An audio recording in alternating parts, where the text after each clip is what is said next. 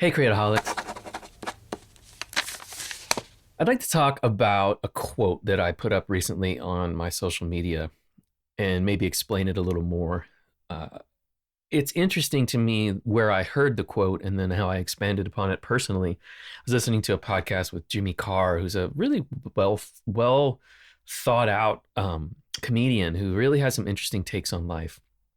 And he said something in the podcast where he said, "Good is the enemy of best." And his reference for it was he had a job, he had a girlfriend at the time back in the day, and he decided at that time that he wanted to pursue comedy.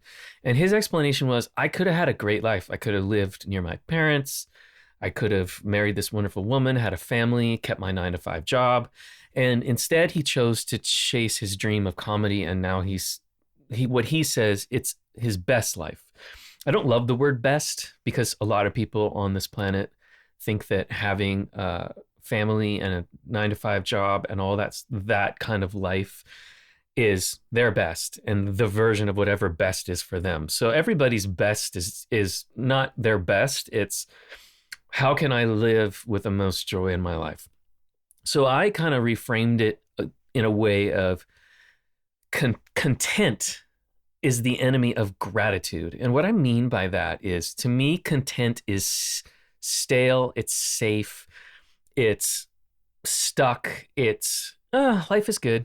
How are you doing? I'm doing good. That's content to me. Whereas gratitude is what brings us out of content, because it brings us a way of interacting with the world that really helps us to grow. And we're human beings that are meant to grow. We're not meant to be stale. And there's so many studies on this. I just recently read a book about how so many people that are seekers, Thomas Edison, Albert Einstein, all these different people, they lived into their 80s and 90s because they were seeking, they were growing, they had a mission. And I also, just interestingly enough, listened or watched that podcast on all the blue zones in the world, and how these people are living to 100, 105. And every single one of them has a purpose and has something that they're doing every day, and they're seeking. And I do believe that human beings, we need that. And again, you don't have to seek.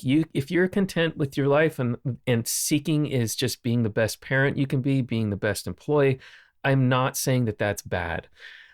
I just know that when we have purpose and we seek and we are grateful for what it is that we have, then we're growing. And what happens when we start with these micro gratitudes, where I'm grateful for this water, I'm grateful for the roof over my head, then the gratitudes get bigger and get deeper. I'm grateful for this healthy child. I'm grateful for this lovely partner.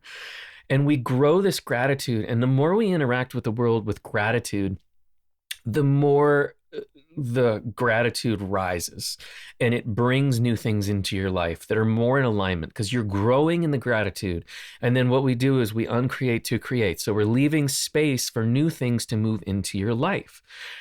And what you're doing is you're listening to your body, and the gratitude is in alignment with who you are and what you believe, and your beliefs are going to change. Your ideas are going to change. And when you're in a space of gratitude, things flow to you, and you can take more chances. You can show up in the world in a space where it just oozes out of you. Where if somebody were to say to you, "How you doing?" And if you were performing, you go, "I'm great." But it's not authentic. It's not congruent with how you're feeling energetically. But if you were to look at somebody and you truly were grateful, and if somebody said, "How are you doing today?" and you said to them, "I am doing really, really well. I am so grateful to be here with you today. I'm so grateful for the last couple of days. Let me tell you about some of the things that have been happening." Or you can show up and say, "I'm doing really well and I'm doing my best. It's been a real struggle these last few days, but I'm just really grateful that I made it through and I get to be here with you." Those are the same thing. They're truth. They're truth to how you're showing up in that moment, and how you're honoring your emotions and honoring your body, honoring your emotions and honoring your body. And if you are in alignment with those two things and you speak your truth with gratitude, we can be grateful for the hard things in life. We can be grateful for the suffering. I know that's not a popular thing to say, but usually if we approach every little thing with gratitude, something shows up that helps us grow, helps us learn. And then we move into a new space where something can move into that space where that other thing left. I remember an interesting moment in my life where I was sitting in a auto repair shop because I had just got a brand new car. It wasn't brand new, but it was a relatively new car, used car. And I was driving around in Nashville, and Nashville is notorious for potholes. So if you come to Nashville, you're going to be dodging potholes. And I hit a pothole and I cracked the rim of my tire and was so frustrated because I'd just gotten it.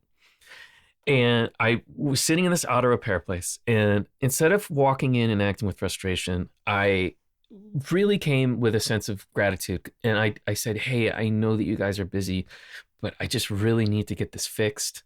And the lady was so kind. And I just was in a season of really feeling gratitude and all of that beautiful energy. And I sat down and I was there for about 2.5 hours. And it just so happens that I was swiping on the dating apps during that time. And the partner that I have now was on the apps while I was sitting there waiting for my car. And the story goes with that is she was in New York City and she was so frustrated with her rent. She had her location in Nashville and she only had it in Nashville for like a few hours. And it just so happened that I was sitting on that couch waiting for my car to get repaired when her profile popped up. And I was like, okay, that's it. That's the person. And I see the rest of my life with this person. And would I have ever met that person had I not hit the pothole? I don't know. Maybe, maybe not. I'm not sure. But approaching that situation with grace and kindness and gratitude for this thing that's happening that could be really, really frustrating. And don't get me wrong, I was really frustrated and pissed off. I allowed myself to feel that. And I said, this is not going to get this fixed. And then in that moment, I met the person that I am going to spend the rest of my life with. And to me, that's a lesson. And I get a lot of those all the time. Sometimes when I'm not in that space of gratitude and I'm not showing up with that, the opposite happens. And I'm being met with that energy that I'm putting out. So gratitude is truly the moving energy to growth. And again, I'm going to say it one more time. If good is the enemy of best, then to me, content is the enemy of gratitude. So ask yourself, are you content right now? Are you in a space of stasis? Are you in a space of stuckness? Are you in both of those are different, I know, but are you truly in a space of gratitude? Because that's the first key, in my opinion, to growth and to a more authentic self. And we need people on this planet that are moving to a more authentic self. So show up with gratitude and you're going to see your whole world change. Peace and love. Thank you so much for listening. If you're new to meditation, experienced with meditation, or looking for a new one to add to your collection, go to createaholics.us to download my free custom meditation, A Glowing Heart. It'll guide you on a journey with handcrafted music to bring light and energy to our most valuable asset, our heart. Peace and love.